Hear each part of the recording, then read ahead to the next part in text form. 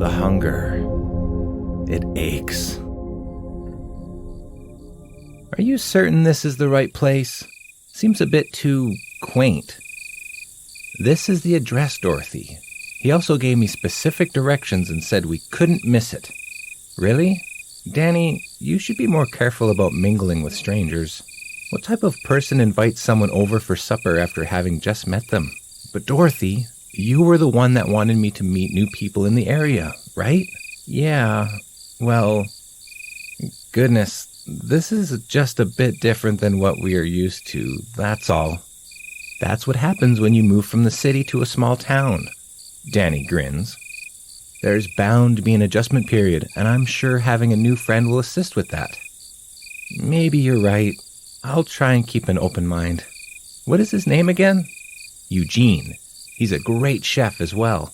He told me so when we met at the market. I sure am hungry, Dorothy admits, lightly touching her stomach. I wonder how far away the next closest house is from here. Dorothy continues walking gingerly down the dirt path, scanning the surrounding environment of crooked trees and misleading shadows. The wind blows lightly with an atmospheric whistle. I'm excited, are you? You're going to love him, I'm sure of it, Danny enthuses. Is that his food I smell cooking? Wow. Dorothy stutter steps with her nose in the air, more excited over the prospect of finally eating than meeting Eugene. I'm sure he's very nice. Oh, he is. That must be the cottage right there. Danny points, picking up the pace in anticipation. Do you want to knock, or should I? I don't care either way. You go ahead. He is your friend, after all. Yes, but after dinner, he's going to be our friend. Gosh, living in a small town is going to be so great for us. Danny grins a bit too wide as he turns to knock on the door. He raps his knuckles 3 times on the wood as they both stand back with bated breath. Dorothy swallows hard, staring at the foreboding door apprehensively. Danny, welcome! Eugene greets as he swings the door inward, placing a hand on Danny's shoulder. And you must be Dorothy. Beautiful, just as described. Please, come in. Come in, come in. There are creatures out there just waiting to pounce. I kid, but really, let's get inside. That is very kind, Eugene. You have a beautiful home, and we can't thank you enough for welcoming us, Dorothy offers. Nonsense. Just having you here is entirely my pleasure. I understand it must have been quite the trek for you both.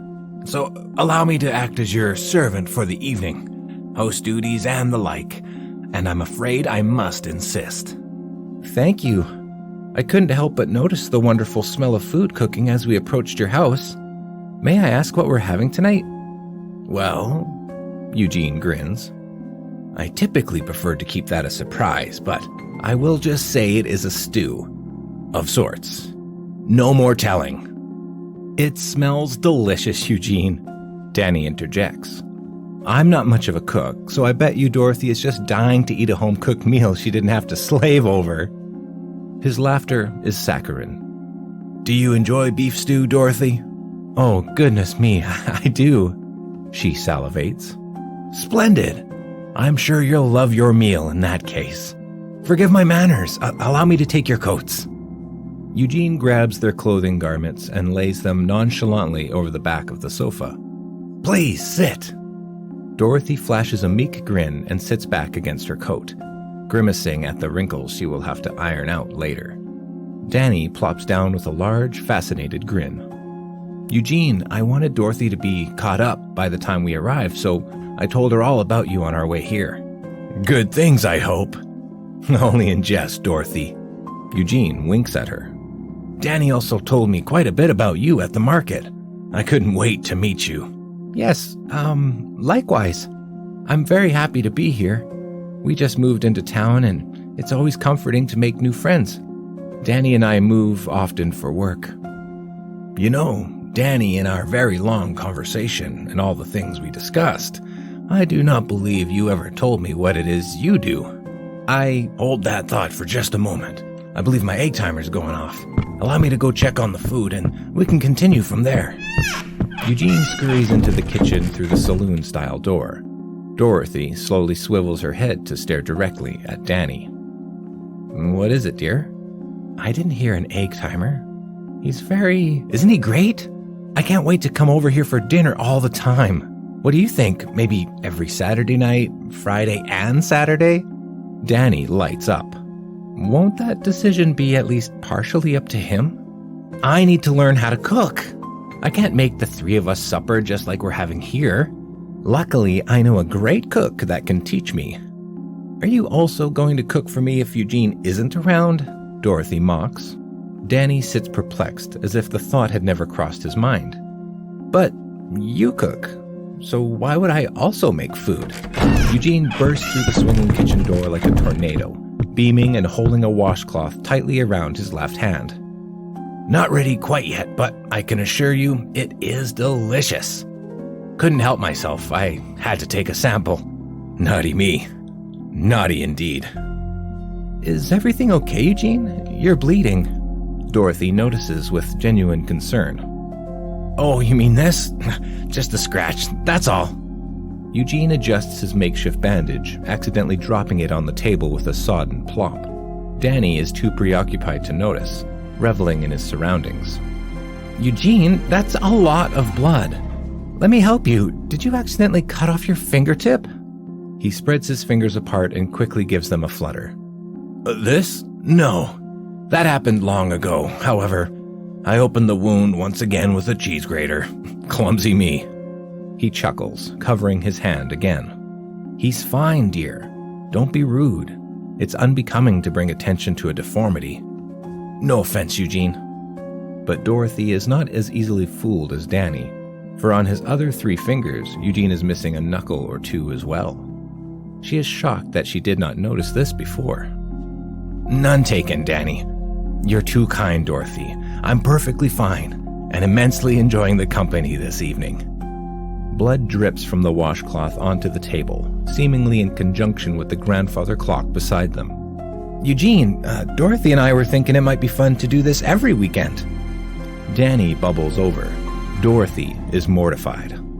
That would be fun, although maybe we should see how the night goes first. Eugene replies, grinning.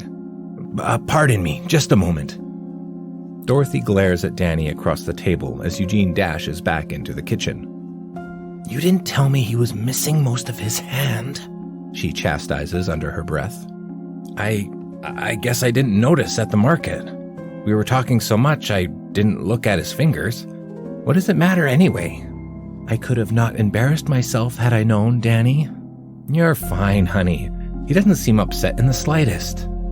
Eugene bursts through the door once again, frightening Dorothy and causing her to jump up and spin around to look behind her. She catches a glimpse of the kitchen each time the door swings back and forth like a pendulum. A gargantuan black cauldron hangs in a wood-burning fireplace. How incredibly odd the countryside is. Nosy, trying to steal a peek at your supper? He teases. Eugene is now wearing a coat while carrying a tray with one hand. He places it down on the table gently and hands a wine glass to both Danny and Dorothy before taking his own, which is nearly overflowing. The left arm of the coat appears to be hanging entirely limp. To new friends, Danny toasts, raising his glass. To friends, Eugene echoes, downing his entire cup of wine in one go. Ah, delicious. What's the matter, Dorothy? Don't you like wine? I do, but unfortunately I don't tolerate it very well, so I just have to take my time. It is very tasty, though. She's a bit of a lightweight, Eugene. Thanks for clarifying, Danny. Take all the time you need, my dear. After all, we are here for pleasure, are we not? No need to stress yourself on my account. Eugene turns behind him and grabs an open bottle of wine, pouring another massive glass and gulping it down as if it is set to expire. I will take a refill as well, Danny exclaims, copying Eugene and cascading the wine down his throat. Really, Danny? You should pace yourself. You wouldn't want to get too sauced and not be able to take Dorothy home, right? Here, have another glass. Thank you. Just one more for me in that case. Cheers! Eugene wishes him as he pours another. We wouldn't want you going thirsty either. Not under my roof. Dinner is almost done. Just sit tight. and with that he vanishes as quickly as he ran into the room. Danny, I don't know how I feel about this anymore. Did you see his arm? It's gone. And where could it possibly have gone, Dorothy? Maybe he was cold and had it tucked inside his coat. Doesn't that seem just a bit strange, like everything else so far tonight? She pleads. Why would he carry a tray of drinks with one hand while the other is tucked inside his shirt? I don't like this. You've lived in the city too long, sweetheart. The bright lights and taxicabs have made you a distrusting person. But I have a feeling you will warm up to the country soon enough. I know I already am, he boasts, sipping wine. Dorothy rolls her eyes in disdain, knowing in her gut that something isn't right. The food, however, smells absolutely wonderful. The one sip of wine she took has her stomach grumbling even more than before. Perhaps it wouldn't be horrible to at least sample the meal. 10 minutes pass, then 20, as Danny and Dorothy sit quietly at the table waiting for Eugene to return. Danny finished his glass of wine and snuck another from the bottle Eugene kept hidden in plain sight on the shelf. Dinner is served. My sincerest apologies for the wait, but nothing good comes quickly. Here, we have a plate of cheeses to pair with your wine. Dorothy, you didn't finish your glass. Yes, I mean, no, I was waiting for supper. Here's your supper. Finish your wine first. Dorothy looks around uncomfortably and decides to down the rest of her glass. One quick course of dinner, then they can be on their way. No use in arguing now. There. What are we eating? She asks in return. As I said, a cheese plate for starters. Dig in, he says, pouring another cup for Dorothy. I'll bring in the second and third courses now. Eugene turns to walk away, but is obviously limping with a crutch under his arm, and Dorothy sees it, clear as day. Eugene? Yes, my dear Dorothy. He turns to face her. Are you all right? You're limping now.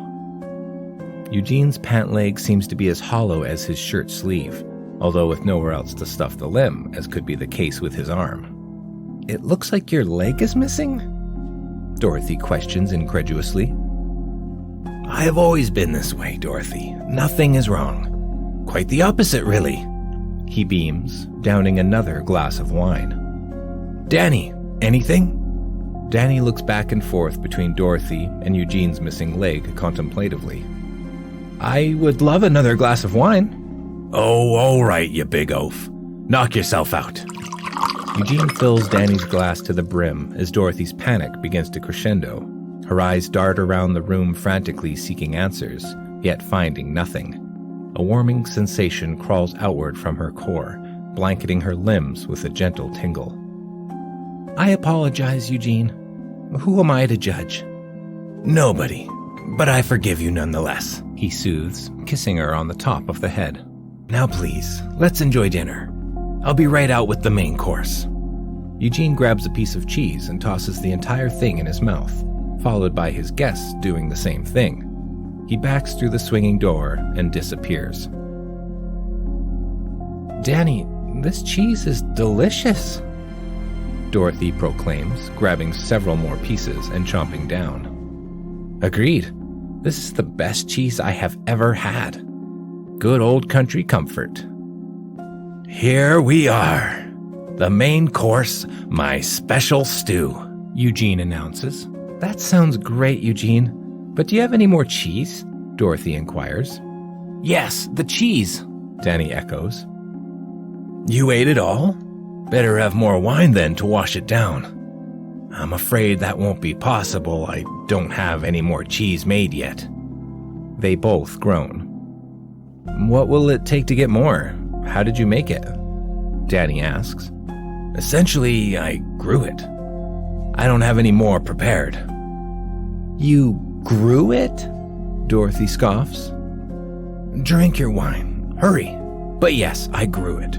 Those slices of cheese were taken from my skin. I suppose it isn't actually cheese without dairy, but that is the easiest way to refer to it in simple terms. I don't have any more skin available to make you more. Oh, that makes sense. Never had a better slice of real cheese, Eugene. Danny brown noses. Splendorious, Eugene mutters as he grabs 2 more full goblets of wine. Drink. You need to try the stew, but drink first. The lovely couple both chug their wine like parched desert wanderers who finally found water. Stew, please, Dorothy demands. I can't wait for the stew, Danny follows. Eugene sets his tray down and carefully hands out bowls of soup with one hand, although it now has only 3 fingers. Dorothy stares at him, bewildered. Something to say, my dear? Yes, I'm starving. Excellent, Eugene soothes. This is my favorite meal, Eugene stew.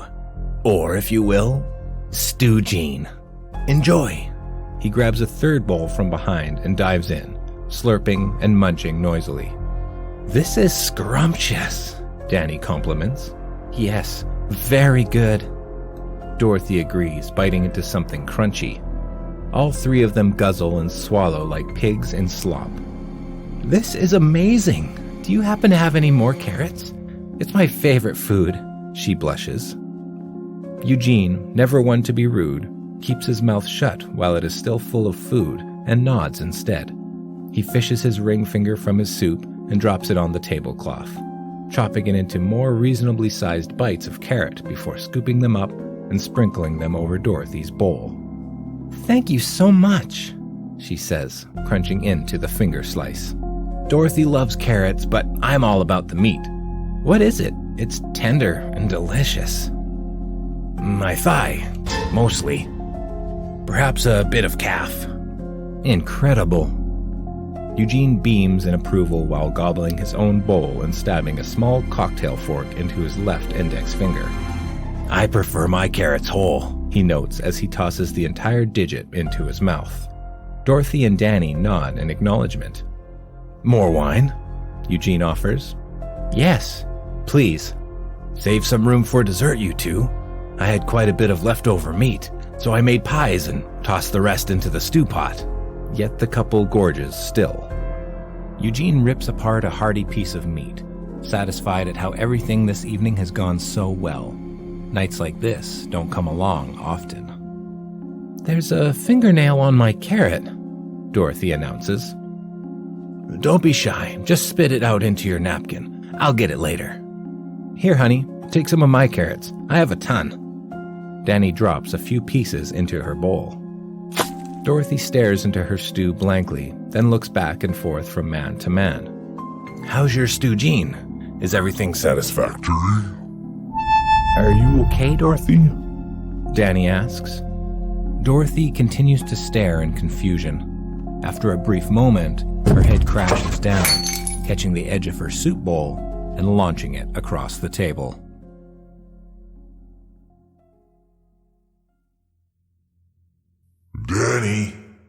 Danny, wake up! Danny stirs, hearing his name from a distant and murky source. Where is he? Danny, have some stew. It will help you feel better. Sit up. He forces his eyes open and sits up in discomfort, looking around the room, yet nothing makes sense.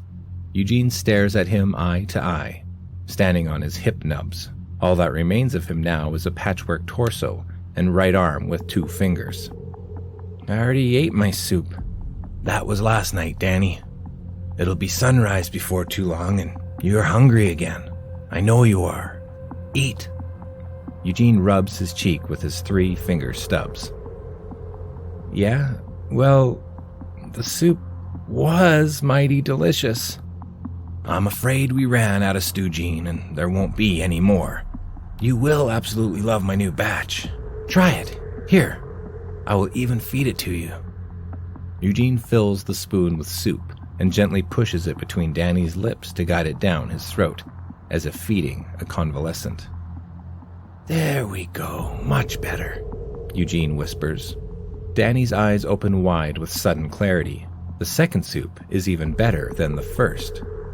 Give me that, he demands. I can feed myself.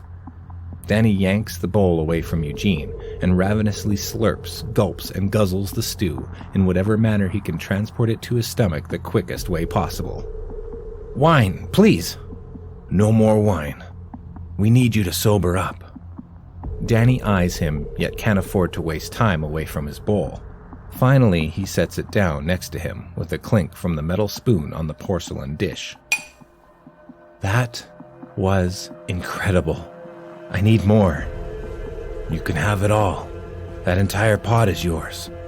I have no use for it. How could a stew be so tasty and fulfilling, so pleasurable to eat? Tell me what is in it. Danny implores. I call it Dorothy Bisque. Oh, yes? Eugene leans in closer. I was wondering where she went. Yes, well, she is within you now, as am I, and others before within me. Danny stares at him blankly. The wine, Danny.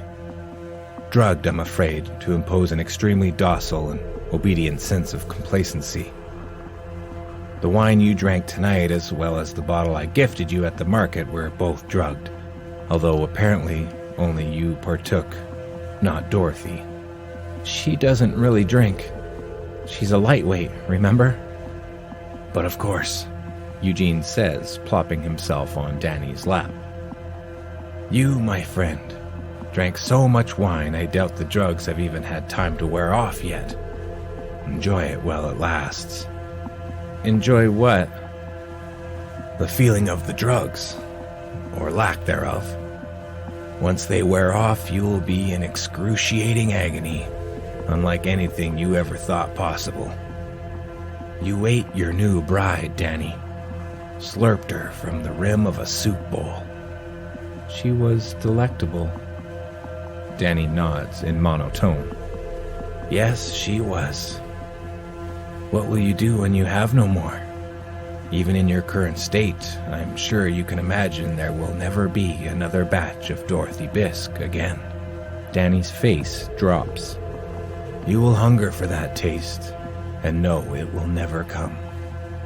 As the drugs wear off, you will feel the unbearable weight of grief, and the more you miss her, the more you will crave the flavor until the two become synonymous.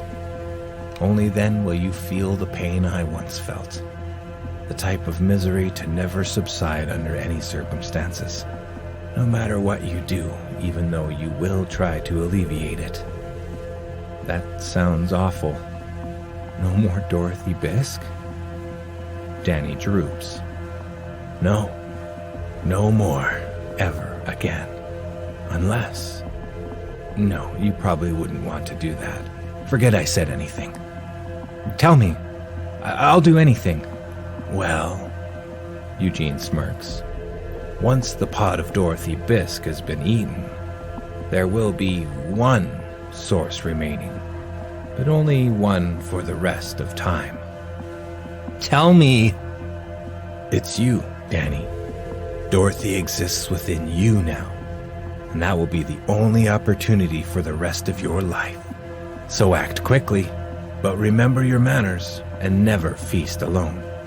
You will need to find guests, as I did, and others before me have done.